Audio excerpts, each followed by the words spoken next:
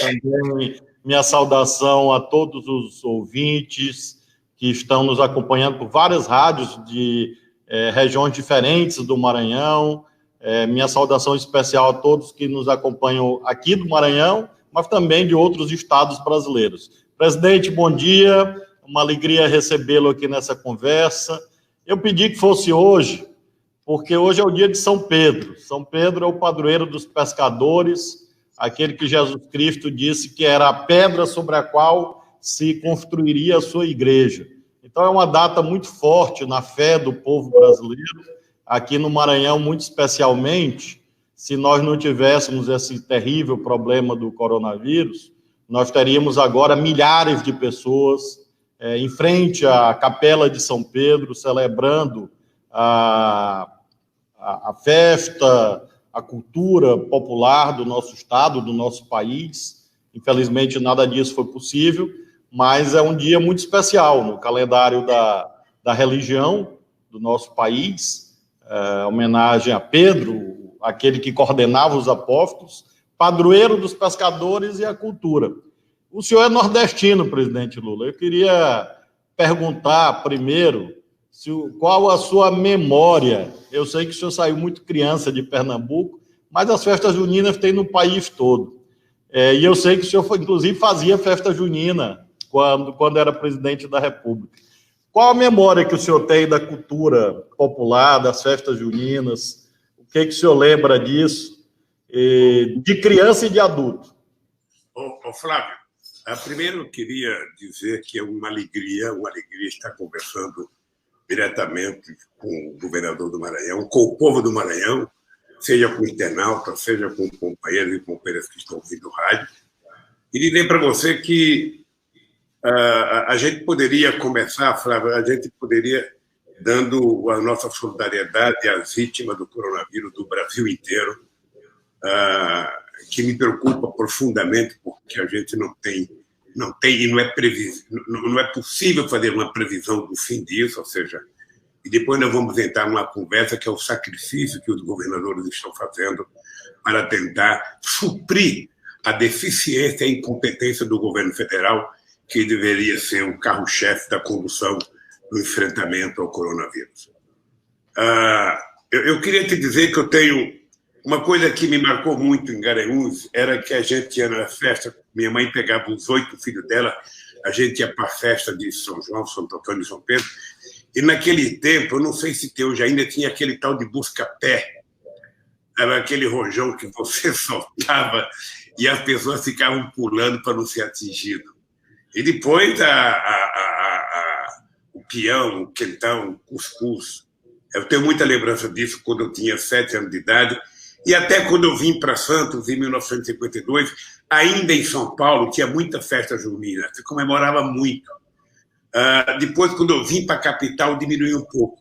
Quando eu voltei para Brasília, quando eu assumi a presidência da República, a Marisa resolveu, toda a festa junina, a gente fazer uma festinha lá, com muita música caipira, com muito peão, muito quentão, e as pessoas, cada convidado levava o doce que gostava de comer, o peão, a pipoca.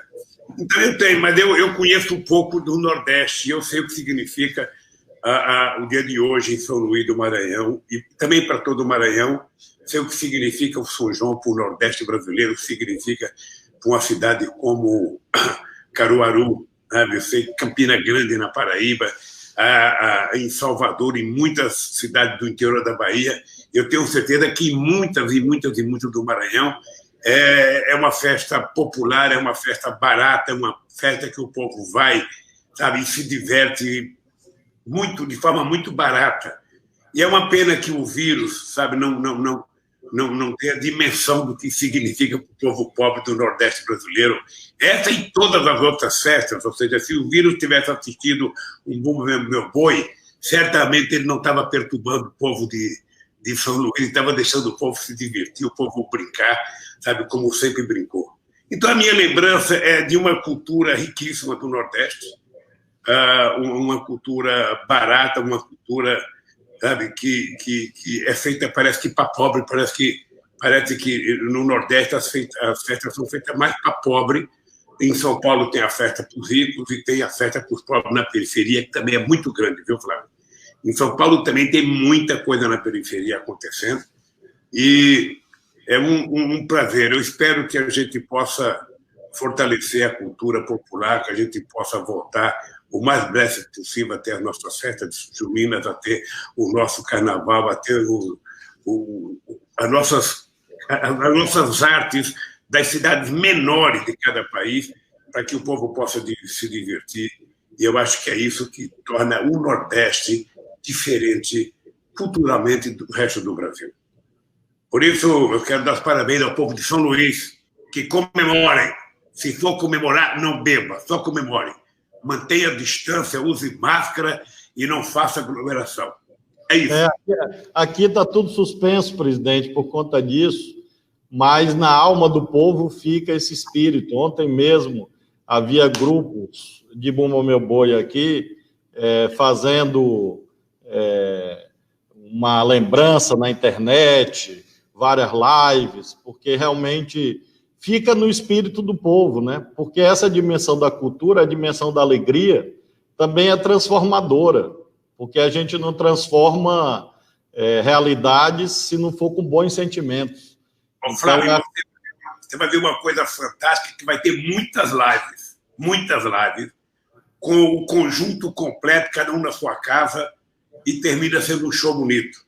Aliás, as lives é uma coisa fantástica, porque ela está permitindo que o povo que não pode pagar um show veja uma quantidade enorme de shows na televisão.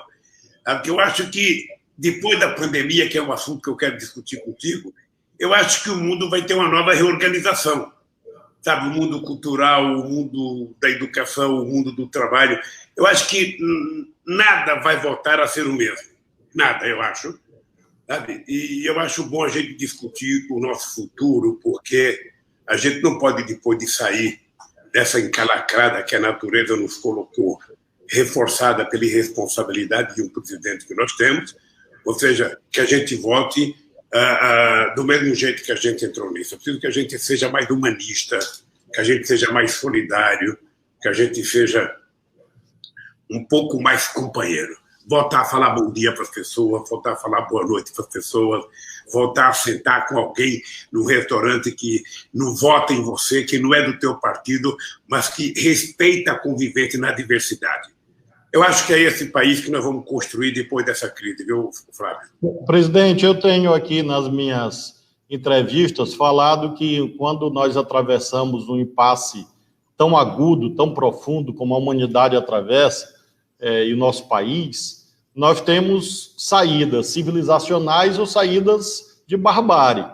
Eu tenho comparado o fim da Primeira Guerra Mundial com o fim da Segunda Guerra Mundial. Quando a Primeira Guerra Mundial acabou, nós tivemos a ascensão do nazifascismo, ou seja, houve uma reorganização, mas em bases, como nós sabemos, bárbaras, bases de extermínio, de violência. Depois da Segunda Guerra Mundial, nós tivemos o contrário, uma reorganização da sociedade no sentido da solidariedade, nasce a ONU, você tem uma reconfiguração do sistema supranacional, novas constituições na Europa. O senhor acha que o fim da pandemia vai estar mais para o fim da Primeira Guerra Mundial ou mais para o fim da Segunda Guerra Mundial? Olha, se depender do esforço que eu vou fazer, está mais para a Segunda Guerra Mundial. Ou seja, nós vamos ter que sair dessa história mais em paz, mais solidário, mais companheiros, mais amigos, sabe? É importante que a gente tenha, inclusive, uma visão de uma melhor organização, sabe, do mundo do trabalho, do salário, sabe, da relação entre as pessoas. Não é possível. Eu tenho chamado o seguinte: nós estamos numa era em que nós estamos virando algoritmos, ou seja, o celular nos dirige 24 horas por dia. Eu acho que nós precisamos aprender a dirigir o celular, para que a gente não seja obrigado a ver tudo que as pessoas do mal querem que a gente veja, e a gente consiga seletivamente ver as mensagens positivas, as mensagens boas, que está cheia também no celular.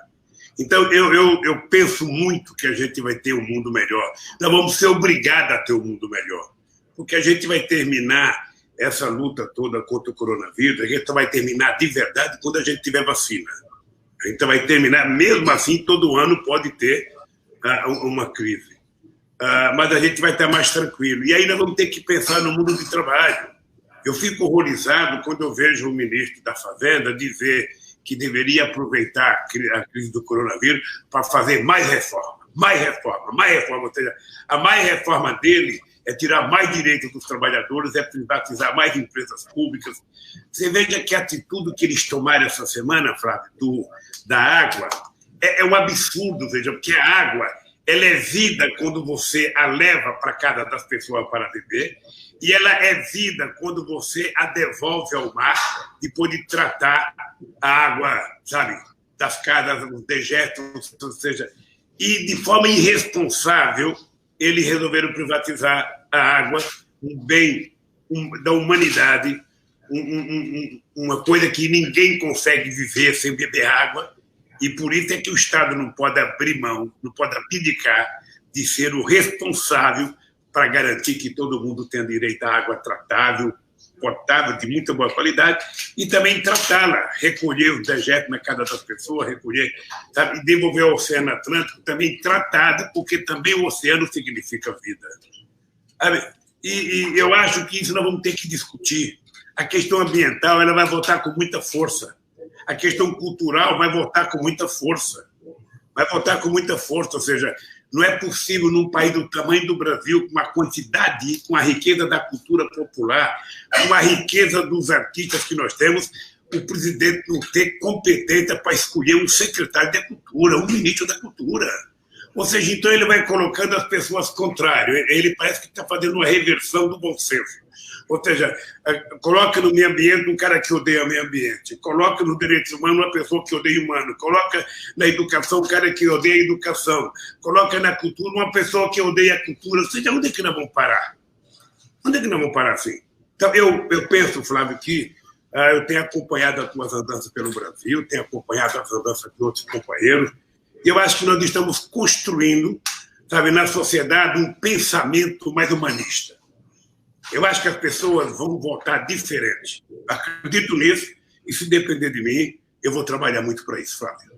Presidente, a pandemia, ela é terrível do ponto de vista da saúde, como nós sabemos, causa sofrimentos terríveis, e há também os desdobramentos econômicos, que fazem parte dessa preocupação humanista que nós temos. Hoje eu dei uma entrevista no site UOL para o jornalista, que bom, para o jornalista Sakamoto, e eu falo da temática do auxílio emergencial, como o senhor leu. O senhor conseguiu ter essa marca da preocupação com mais pobres. Eu vou lhe contar duas histórias. Uma o senhor vai gostar, a outra não sei. A primeira foi uma senhora que eu inaugurei uma escola digna, e ela veio, um pequeno sítio na frente da escola, ela me chamou pelo muro e disse, meu filho, ela já é uma senhora já no rumo dos 80, meu filho, 2 votos que eu dei na vida que valeram. Uma foi para ti por causa dessa escola, e a outra foi para o presidente Lula. E aí, isso num povoado do município de Barra do Corda. A outra história, uma senhora no município de Vargem Grande, no dia que eu inaugurei um restaurante popular. Ela me chamou, isso ano passado ainda, disse assim, eu queria lhe fazer um pedido. E o senhor sabe que, pela experiência concreta da política, com justa razão, as pessoas pedem aquilo que elas estão precisando, direito, reclamam de algo que está faltando. Ela virou para mim e disse, eu quero lhe pedir só uma coisa. Eu digo, pois não, senhora. Cuide do nosso velhinho.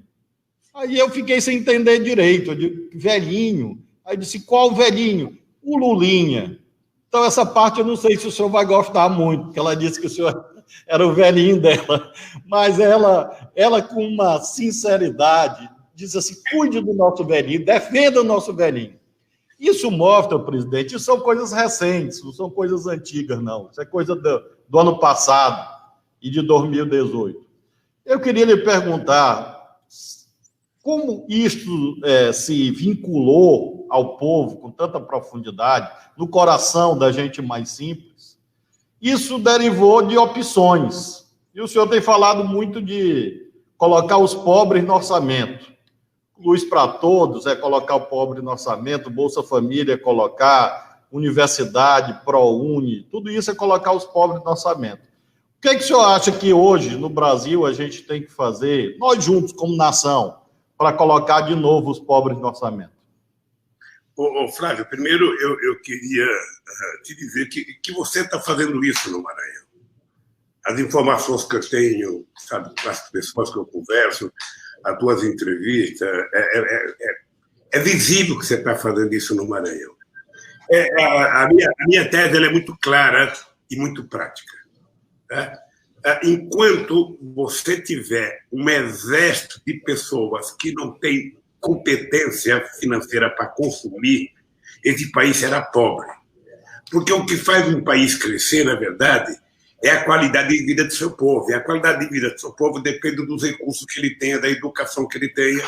E os investimentos para gerar emprego dependem de demanda. Não tem nenhum empresário que vai investir uma fábrica no Maranhão para fazer estoque. Ele vai investir no Maranhão se tiver alguém que possa comprar. Por isso é que o Bolsonaro está encantado em criar. Você viu que ele agora está disputando com o Bolsa Família. Eu vi uma entrevista dele dia que ele está disputando, porque ele tem um sonho de acabar com o Bolsa Família e colocar outro nome, né? A renda básica, que inclusive é um projeto de lei que nós aprovamos quando eu era presidente, para a gente colocar em prática na medida que a gente tivesse condições. Eu não importa qual seja o nome, não importa qual seja o presidente, eu espero que seja uma pessoa, sabe, de esquerda, uma pessoa progressista, uma pessoa que tenha sentimento social, para compreender o seguinte: não é possível você deixar o povo fora do orçamento, porque o povo ele não é problema, ele é a solução. Eu dizia isso. Você não sabe, Fábio, quantas brigas eu tive com o ministro da Fazenda, que as pessoas não têm dimensão do que é pobre. As pessoas não têm dimensão do que é pobreza, não. As pessoas acham que pobre é apenas um número estatístico que você pode utilizar em campanha. 13 milhões de pobres, 14 milhões de pobres.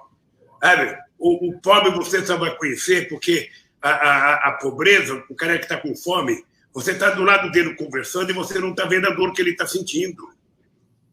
A pessoa não sabe o que é isso. E eu me convenci que esse país, meu Flávio, só vai para frente o dia que a gente extirpar desse país a pobreza.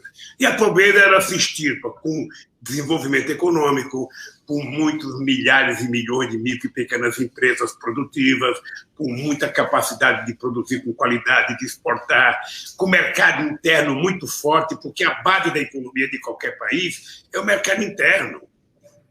Sabe? É o mercado interno, ou seja, ele é que dá a base para os investimentos nos países. E eu estou convencido que nós poderemos resolver isso. O Brasil, veja, agora nessa crise é um exemplo. Eu vou dizer para você uma coisa: a melhor coisa que aconteceu para enfrentar a crise foi o Conselho do Nordeste que vocês criaram. Vocês estão tendo problema, vocês estão sendo vitimados pela arrogância e pela ignorância do governo, pela ignorância do Guedes. Sabe, vocês ajudaram muito, mas vocês também ganharam uma animosidade desnecessária. Porque, veja, um presidente da República, o que deveria ter feito? Deveria ter reunido os 27 governadores de estados, reunido um conselho de especialistas, pegando alguns pesquisadores competentes no Brasil, sabe? Pegando tipo da Fiocruz, tipo o Instituto Butantan, pegando médico especialista, juntar com os governadores, com o secretário de Estado, com o ministro da Saúde, e estabelecer uma estratégia para que vocês levassem aos prefeitos. E o governo deveria fazer com que escoasse o dinheiro no tempo certo para você fazer as coisas no tempo certo. Porque quando o dinheiro chega, sabe? Eu lembro que o presidente de Gana, quando eu ganhei as eleições, acho que na primeira semana ele telefonou para mim em Brasília pedindo dinheiro para comprar um avião, pedindo um avião em Ipanema para acabar com a praga de gafanhoto. Eu, na época, na minha inocência, achei que era rápido. Chamei o Flávio Sabonis e falei: certo, olha, vamos falar com o Congresso Nacional e vamos dar um avião para o presidente do Senegal. Demorou 8 meses, rapaz. O gafanhoto comeram tudo. E aí eu liguei para o presidente para pedir desculpa. Ele falou assim para mim: Lula, não tem problema. na outra praga, sabe, o avião vai estar aqui, eu não vou deixar acontecer. Então, o que nós deveríamos ter evitado? A praga chegar ao tamanho que chegou, se as pessoas tivessem se comportado dignamente, sabe, orientado por um governo que desorientou. Ia custar menos dinheiro, as coisas iam ser feitas na hora certa, e o dinheiro tinha que fluir. Ô, Flávio, eu estou discutindo com os economistas aqui. Eu, se fosse o governo, eu tinha feito o Tesouro rodar dinheiro novo. Rodar dinheiro novo é o seguinte: nós estamos em guerra e nós vamos vencer essa guerra. Então, nós vamos utilizar quanto de dinheiro for necessário para salvar vidas. Depois a gente vai discutir. Quando acabar a guerra, nós vamos discutir. E eu dava como exemplo o Roosevelt. Imagina se o Roosevelt fosse discutir o orçamento dos Estados Unidos para preparar para entrar na Segunda Guerra Mundial. Você sabe quanto o Brasil gastou, Flávio, do orçamento na Guerra do Paraguai? 11 orçamentos. O Brasil gastou 11 orçamentos para vencer a Guerra do Paraguai. Nós precisaríamos gastar, se fosse necessário, um orçamento inteiro para salvar o povo brasileiro do coronavírus. Depois que a gente tiver com a vida salva, a gente vai discutir como resolver. A sociedade teria interesse de discutir. A sociedade teria interesse de encontrar uma solução. E aí, você, com esse dinheiro, você cuidaria só do coronavírus e você poderia pegar um pouco das reservas, transformar em reais e fazer um investimento de infraestrutura para começar a gerar emprego e para tornar o Brasil preparado para a produção depois que terminasse o coronavírus. O governo não está fazendo nada, o governo só fala em vender, agora quer vender Banco do Brasil, Eletrobras, Caixa Econômica Federal, ou seja, e vai vender o pré-sal, na nossa cara, vai vender o pré-sal. Ou seja, então, não vai dar certo, Flávio Dino, não vai dar certo. Presidente, o senhor quer entrar em política, que eu acho que a nossa conversa não precisaria entrar por isso, mas é o seguinte: se o Bolsonaro não mudar de comportamento, nós vamos nos arrastar até 2022 chorando a morte de milhares e milhares de companheiros nesse país que poderiam ser salvos. Poderiam ser salvos. Porque vocês, governadores, provaram que têm competência para fazer. Agora, muitas vezes, a dificuldade que vocês enfrentam, o dinheiro não chegar na hora, o financiamento não chegar na hora, o leito não chegar na hora, o remédio não chegar na hora, obviamente que dificulta.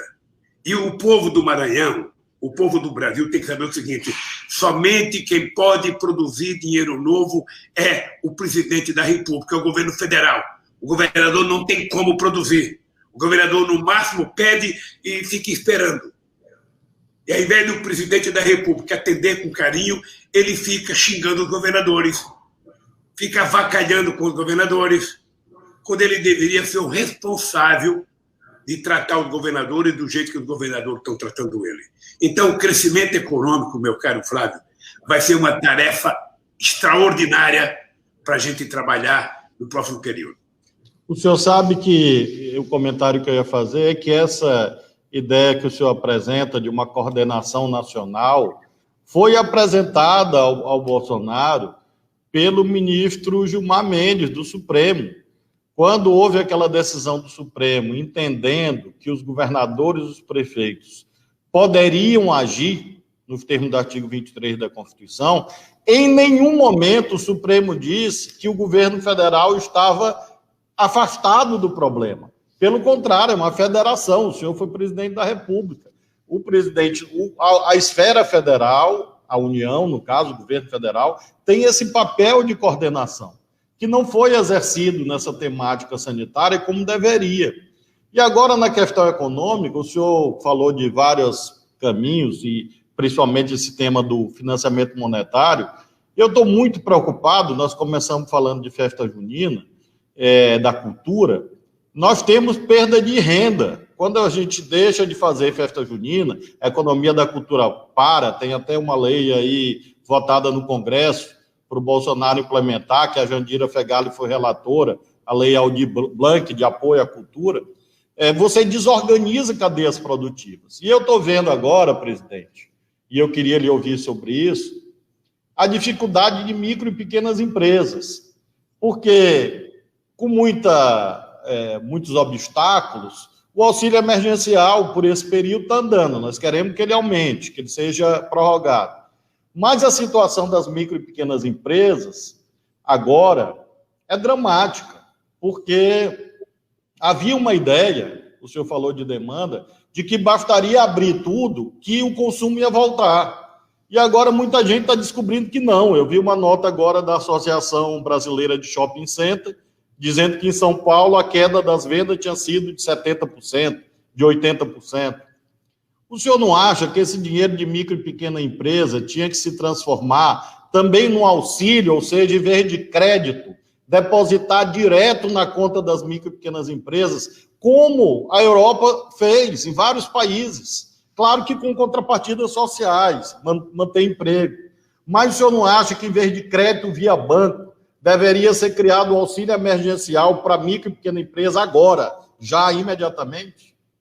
Olha, eu acho, Flávio, porque, e quando você utiliza a palavra crédito, significa que o dinheiro tem que estar lá no dia seguinte, quando a pessoa precisa. O que eu tenho assistido na televisão são pequenos e médios empresários dizendo que foram atrás, que não tem dinheiro, que o banco não vai liberar. Ou seja, então você oferece uma coisa e não entrega.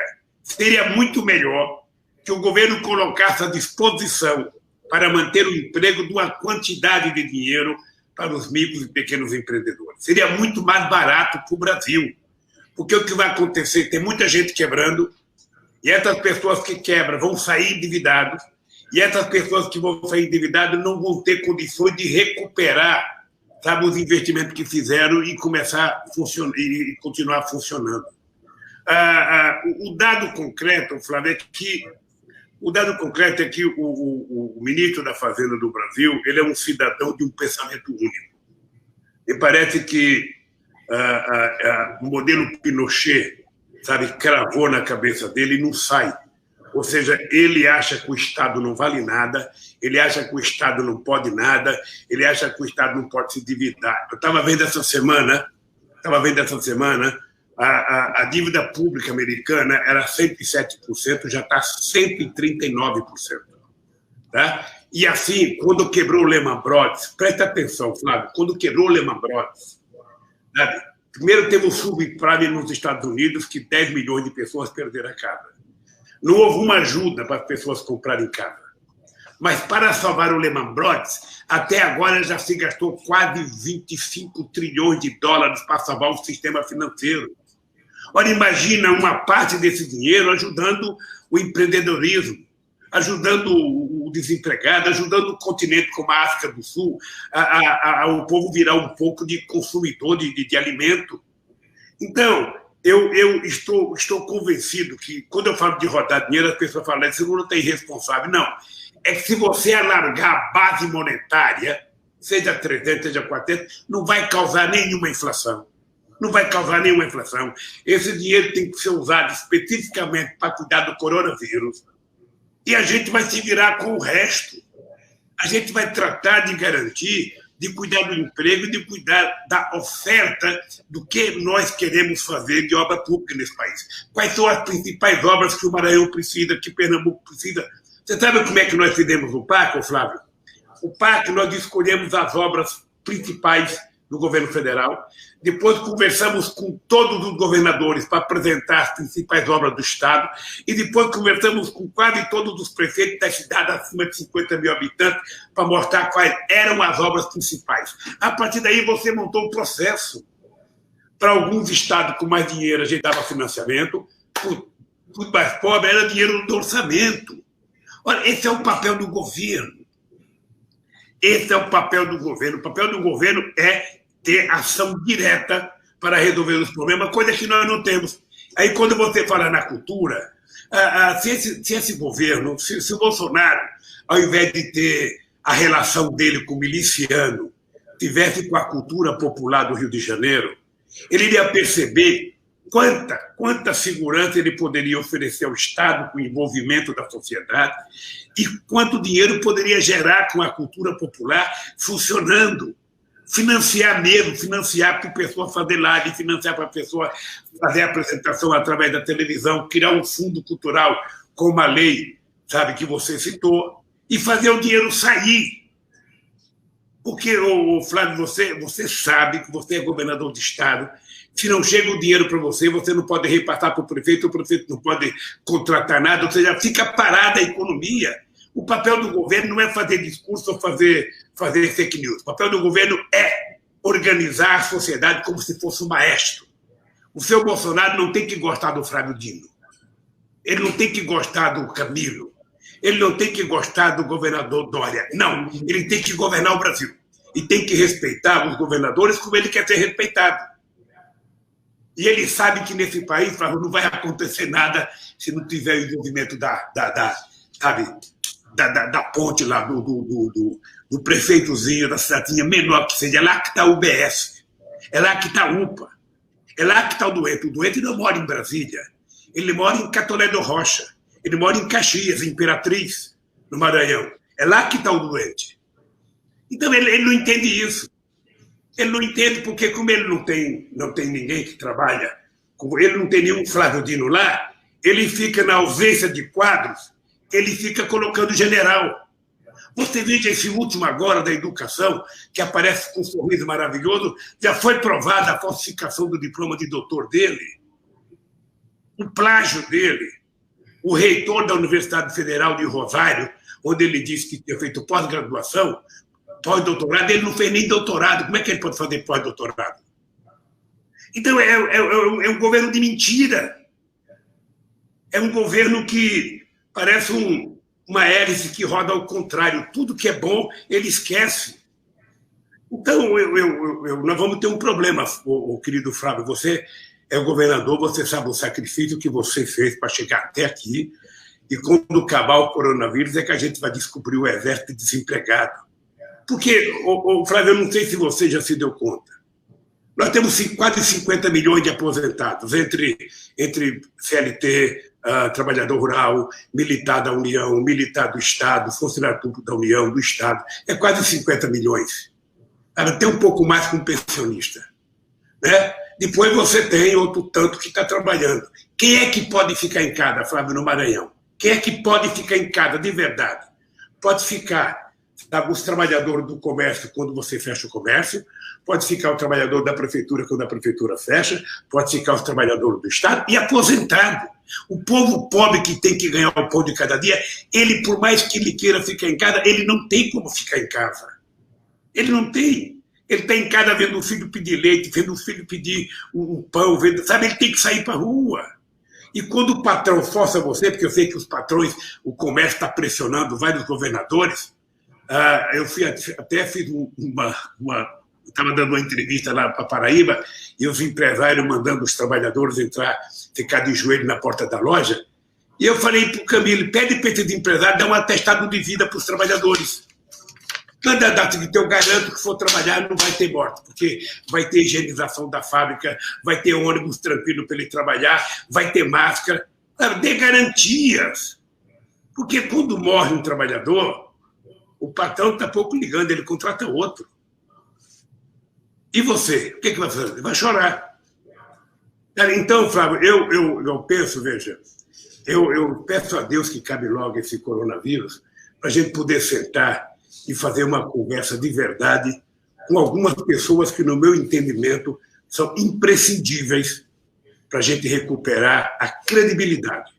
Porque, você sabe, você foi juiz, você é um homem de muita experiência, você sabe o seguinte, olha, ninguém faz nenhum investimento em lugar nenhum se não tiver credibilidade de quem está dirigindo e se não for previsível, sabe, as coisas que vão acontecer. O Brasil não tem credibilidade, não tem previsibilidade e o governo é o governo mais desmoralizado no planeta Terra hoje. Então, quem é que vai investir aqui? Quem é que vai investir aqui?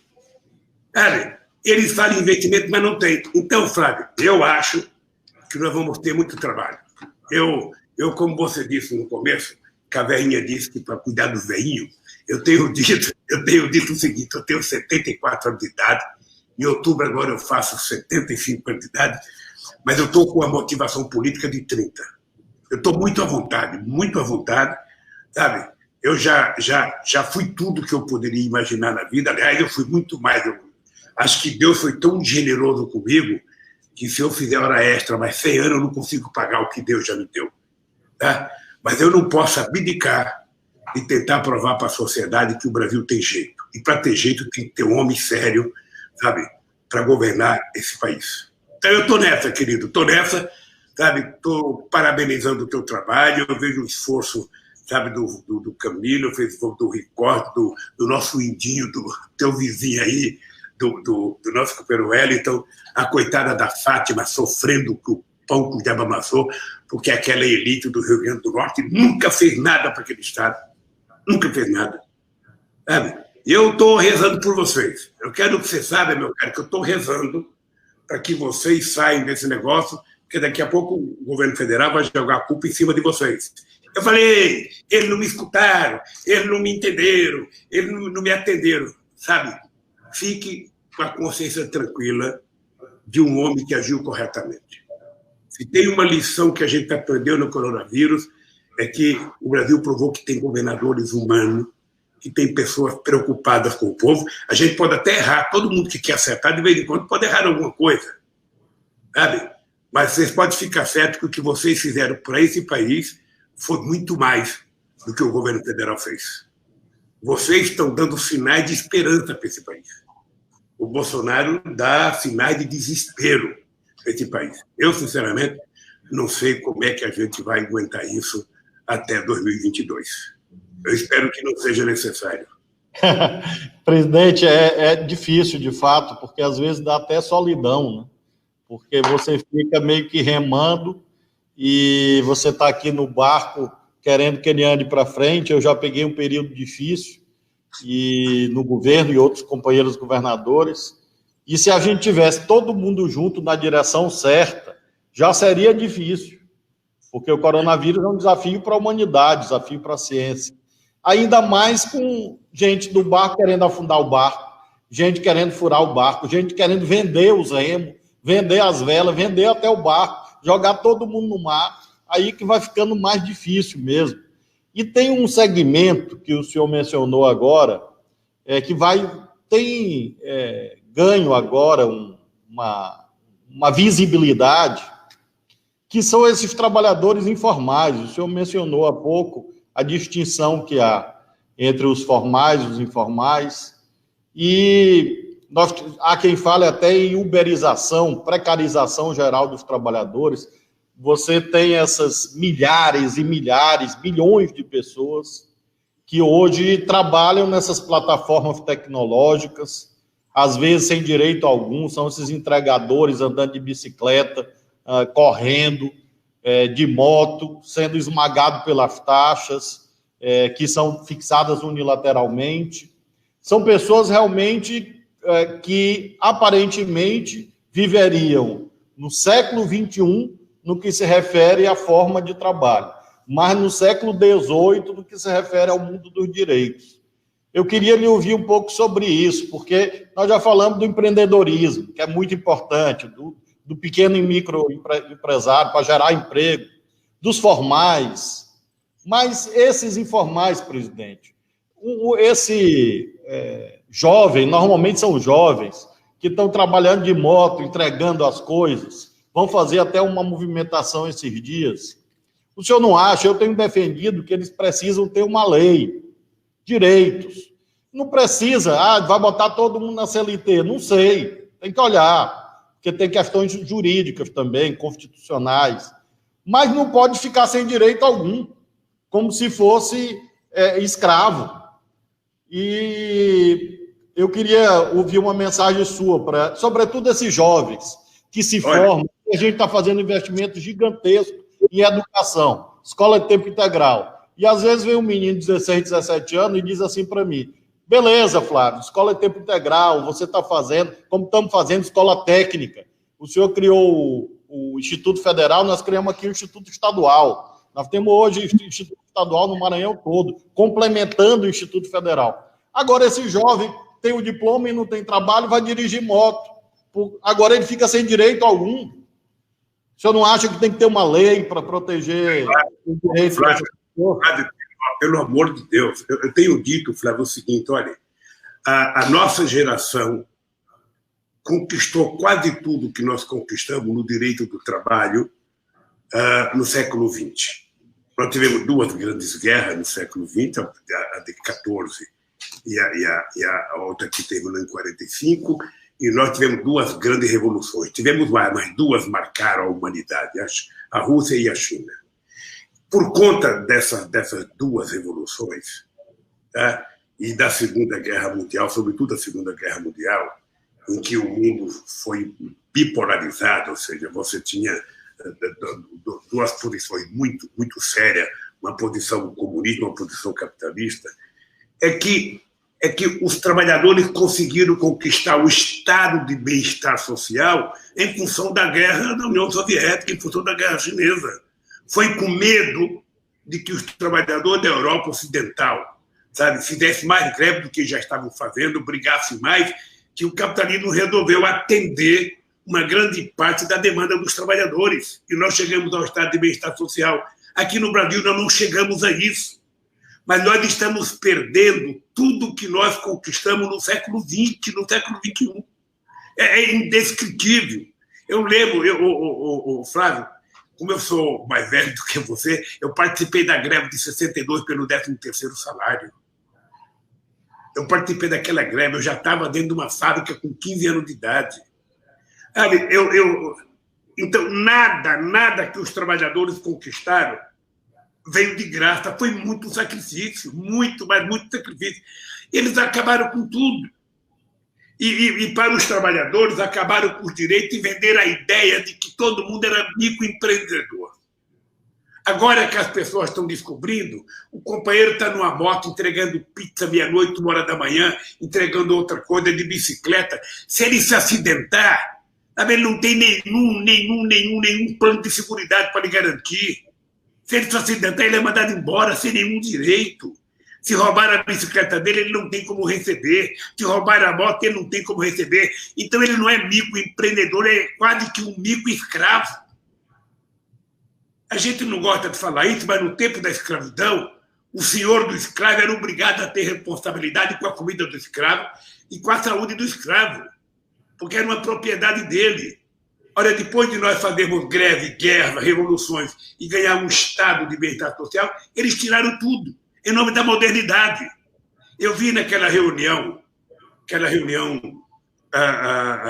não sei aonde foi feita, aquela que eles falaram muita bobagem, o Guedes falar para o Bolsonaro, se eu fizer mais um pouco de reforma, eu vou gerar mais 4 ou 5 milhões de empregos. E o Bolsonaro acredita. Ele não vai gerar coisa nenhuma, ele vai gerar subemprego de pessoas, sabe, que não tem nenhuma qualificação. Qual é a qualificação de entregar pizza?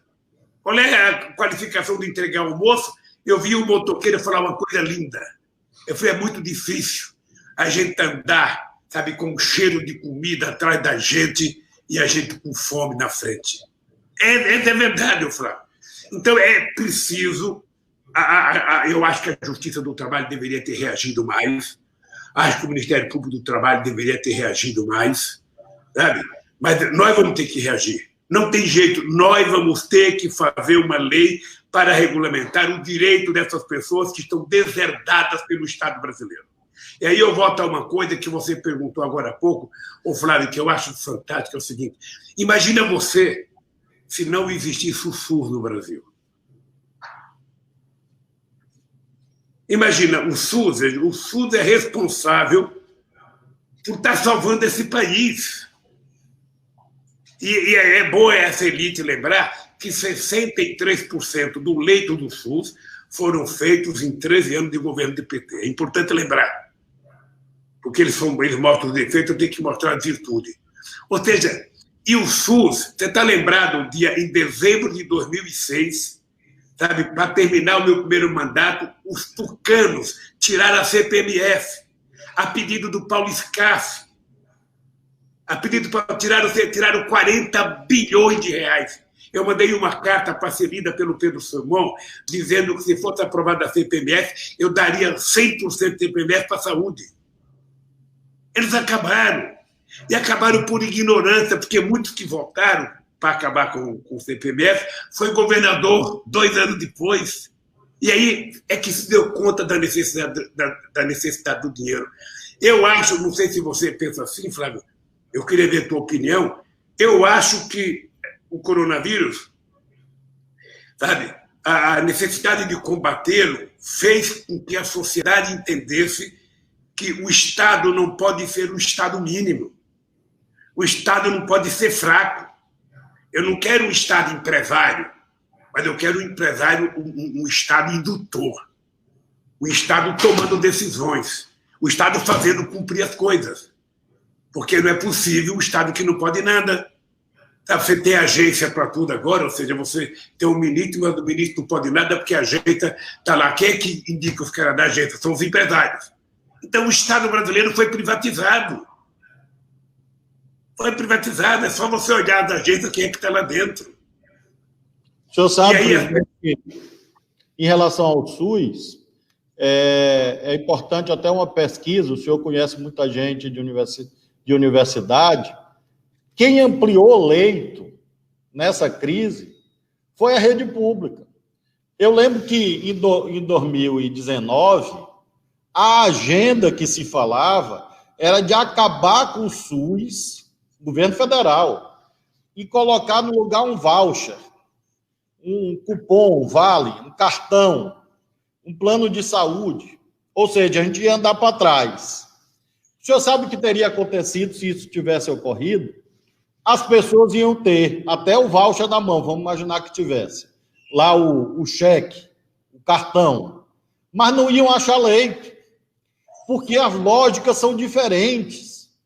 O setor público é prestação de serviço, não visa o lucro. Por isso que ele é insubstituível. Assim como em outras atividades, o mercado é insubstituível. São esferas diferentes. Até tem um texto do Xi Jinping, que o senhor conhece bem, presidente da China, que diz assim: o mercado não é uma instituição do capitalismo, é uma instituição da sociedade. Então, o mercado tem que ser mantido. Agora, ele não pode governar tudo, porque se tivesse, por exemplo, que depender da expansão de leitos nos hospitais privados, as pessoas teriam o voucher e não teriam hospital para entrar. Porque quem saiu em 100 dias, presidente, aqui, agora sábado, eu inaugurei uma ampliação de hospital numa cidade que o senhor conhece, chamada Itapecuru Mirim, tem muita comunidade quilombola, e inaugurei um hospital novo numa cidade chamada Santa Luzia do Paruá, na BR-316, já no rumo do Pará. Nós fizemos 13 inaugurações em 100 dias, abrangendo aí hospitais de campanha, mas, sobretudo, hospitais definitivos. Agora, isso é no país todo, compara com o setor privado. E eu queria destacar, nós já estamos caminhando meio que para o fim, eu queria destacar que, além do investimento no SUS, nós tivemos um papel extraordinário, estamos tendo, dos profissionais de saúde. Então, o senhor que tem uma liderança enorme no Brasil e no mundo, conhece muita coisa, andou muito, tem título de doutorado, honoris causa nesse planeta inteiro, governou o Brasil. O senhor imaginou, depois dessas décadas de vida, que os nossos profissionais de saúde passaram por uma situação tão difícil? O que o senhor tem a dizer? Eu aqui todo dia agradeço muito a eles, porque é claro que não é todo mundo, tem problema em todo canto, mas, de um modo geral, as pessoas estão se sacrificando com aquele espírito humanitário. Então, qual é a sua mensagem para os profissionais de saúde do nosso país, para quem faz o SUS todos os dias? Olha, a minha mensagem é de agradecimento, porque, obviamente, que todo profissional de saúde faz um juramento, sabe, para exercer a função. Mas no coronavírus as pessoas estão fazendo além da conta. Tem pessoas que já estão meses sem ir para casa, tem pessoas que já se separou do filho, sabe? E essas pessoas você não paga elas, você não consegue mensurar o pagamento em dinheiro, o pagamento é em solidariedade, é em carinho, é em oportunidade. Eu espero que essa seja uma lição que a gente tome depois disso. Quando vi o Bolsonaro expulsar 10 mil médicos cubanos que prestavam serviço na parte mais pobre do Brasil, porque você sabe que está cheio de médico que gosta de trabalhar na capital, no centro, ir para o interior, sabe? Enfrentar Mossoró não é qualquer coisa. Não é qualquer coisa, sabe? Pernilongo, mosquito pólvora. Sabe? E aqueles companheiros iam, sabe? Houve um mal-entendido, houve uma briga desnecessária, não sei se a gente não conseguiu comunicar direito, eu sei que houve um entreveiro entre os profissionais da saúde do Brasil e os profissionais da saúde cubana, que não deveria ter havido. Mas agora o que nós estamos percebendo é o seguinte, é que quanto mais profissionais de saúde a gente tiver, melhor. Não sei, eu vi na imprensa que você está dando bolsa para formar as pessoas que estão estudando no último ano de medicina, e vale a pena fazer isso. Faça o que você puder fazer para ajudar, faça, porque essas pessoas vão terminar prestando serviço ao povo do Maranhão, sabe? E eu acho que nós vamos ter gente mais solidária, sabe? Não é aquele profissional que só quer saber de ganhar o dinheiro com a consulta de R$1.000, R$1.200, R$1.300, não. É aquele pessoal que, antes de tudo, ele quer ver o ser humano bem. Ele não quer saber se é pobre, se é preto, se é rico, sabe? Se é padre. Ele quer saber o seguinte, é ser humano, está precisando de mim, eu estou aí para atender. O que você puder fazer, Flávio, faça, porque essa é uma categoria que sairá muito forte, sabe? Com uma moral muito elevada, sabe? Nessa tempestade do coronavírus. O senhor sabe que nós fizemos aqui, presidente, as bolsas, e esses estudantes do último ano, no auge da crise aqui, porque nós estamos, graças a Deus, numa curva declinante aqui no Maranhão, mas no auge eles foram para a porta das UPA, dos hospitais, os estudantes com essas bolsas. Nós fizemos aqui convocação de médico, fizemos seletivo, e, inclusive, trouxemos de volta muitos cubanos, porque nós achamos aqui uma construção legal. É claro que a minha experiência no judiciário ajuda, e acredite, houve gente que entrou na justiça para tirar os médicos, mas perderam. Você sabe, nós conseguimos manter aqui, tem mais de 100 médicos estrangeiros nos ajudando, tem os bolsistas, e isso foi muito importante, porque ajudou que o nosso médico, que são poucos, consiga ficar dentro da UTI, cuidando dos doentes. Então, foi decisivo isso. Eu sinceramente esperava. O Mandetta, ele começou de um jeito, a gestão do coronavírus, e terminou de um jeito bom. Ele começou de um jeito, ele terminou sendo admirador do SUS. Sim, é verdade. Ele antes criticava o SUS. Quando ele começou a ficar, sabe, um prestador de serviço digno, ele foi afastado. Era visível que aquele outro ministro que o Bolsonaro indicou, não sei se você teve contato com ele, era visível que ele não era médico. Ele era formado em oncologista e foi para o mercado. Ele foi vender tratamento de oncologia. Ele não era um médico, ele não sabia o que era um SUS, ele não sabia o que era uma UPA.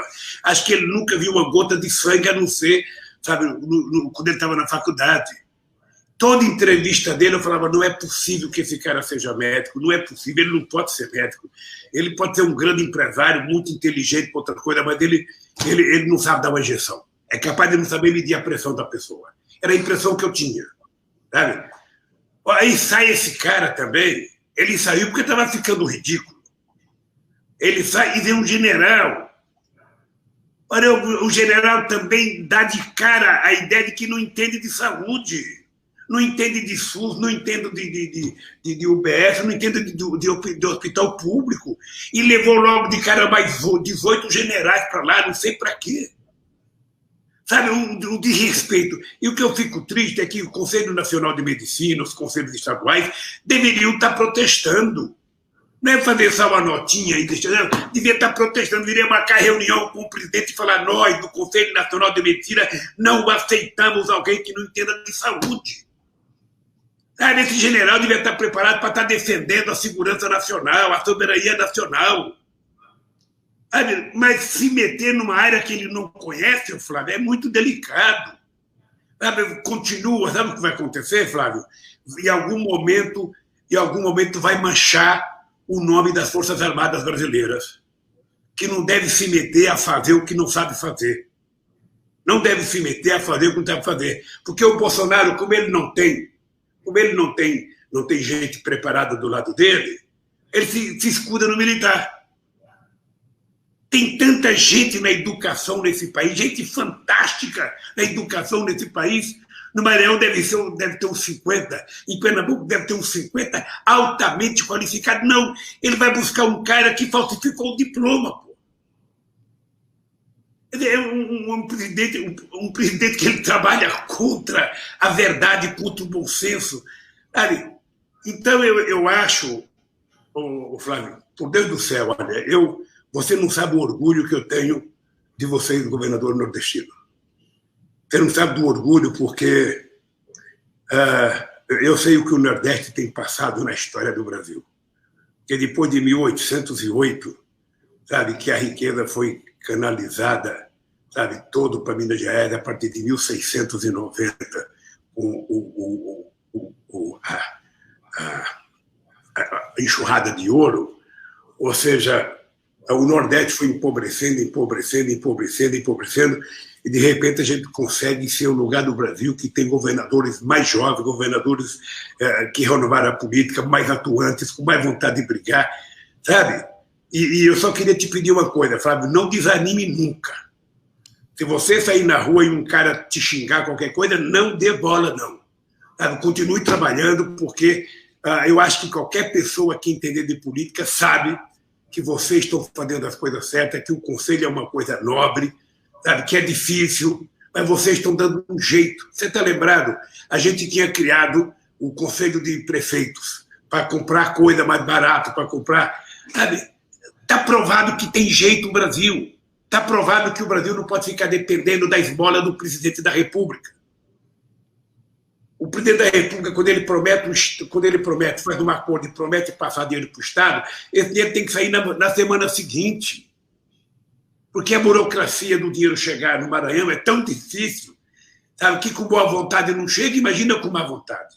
Presidente, eu queria, nós temos só um minutinho, nós temos 1 minuto e meio só, e eu queria agradecer muito ao senhor, agradecer a todos que nos acompanharam, e queria que o senhor deixasse uma mensagem, como eu deixo também, de solidariedade às famílias das vítimas do coronavírus, porque a gente precisa ter ideias, mas ter, acima de tudo, sentimento, coração. Então, obrigado ao senhor, obrigado a todos que nos acompanharam e passo o senhor para a mensagem de encerramento, dedicada a essas famílias. Flávio, eu queria primeiro te agradecer o carinho e eu tenho acompanhado um pouco a sua vida, as suas andanças.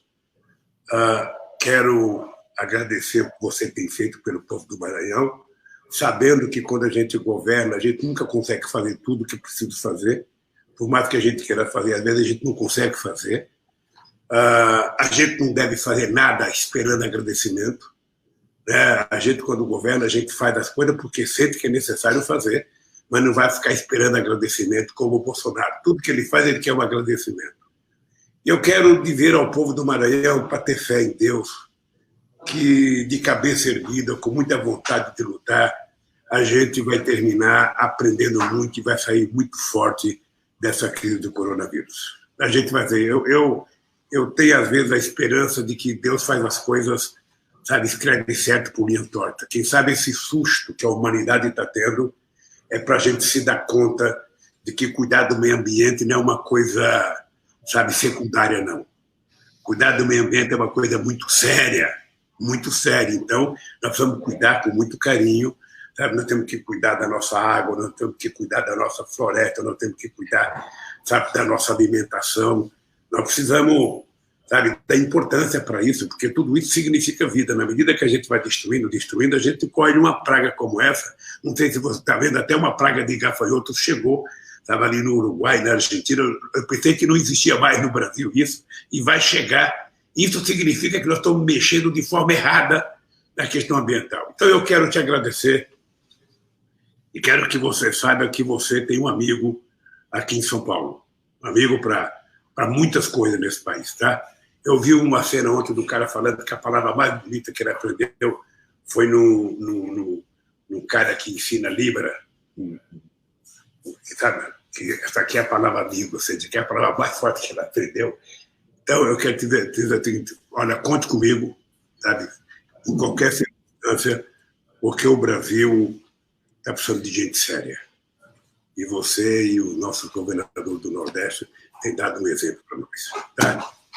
Não baixe a cabeça nunca, nunca, sabe? Porque se eles botarem uma cangaia, você terá dificuldade de levantar a cabeça. Um abraço para a família, sabe? E um abraço ao meu querido povo do Maranhão e ao povo do Bumba Meu Boi. Obrigado, presidente. Obrigado pela sua gentileza. E o senhor está devendo a visita aqui no Maranhão, viu? Eu estou devendo, mas daí Mas só depois do coronavírus. Quando passar tudo isso, aí a gente vai fazer a agenda, porque a gente tinha combinado no começo do ano, mas aí veio essa tragédia e a gente tem que vivê-la. Abraçar sempre todas as famílias do nosso estado, do nosso país. E o senhor representa muito para a história do Brasil. Flávio, se você não leu ainda, leia esse livro, ó, 1889. Do Laurentino, né? Eu li o livro dele sobre escravidão, o volume 8. Tem o de escravidão, tem 1822, 1808 e 1989. Se lê desses 3 livros, a gente vai ter claro o que aconteceu nesse país durante o período da escravidão. Eu estou lendo a biografia do Mandela. Abraço. Eu li. Eu estou lendo a biografia do Mandela. O senhor conheceu o Mandela, né?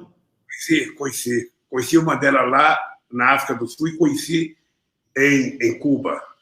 Eu participei do 1º de maio com o Fidel e com o Mandela. Deve ter sido um momento memorável, porque eu estou lendo a biografia dele e estou encantado com a... Claro que eu conhecia, mas o senhor falou aí desse livro. Eu não trouxe o meu para mostrar, mas eu estou lendo a biografia do Mandela, porque a experiência do CNA, do Congresso Nacional Africano, acho que ensina muito para o Brasil também, para esse momento que o Brasil vive. Presidente, obrigado, viu? Meus agradecimentos aos internautas e a todas as rádios. Presidente, nós tivemos conosco aqui dezenas de rádios, quero agradecer a todos os radialistas. Muito obrigado aos internautas também. Obrigado a todo mundo. E fique com Deus e bom feriado, querido. Amém. Obrigado, presidente. Tchau, meu irmão.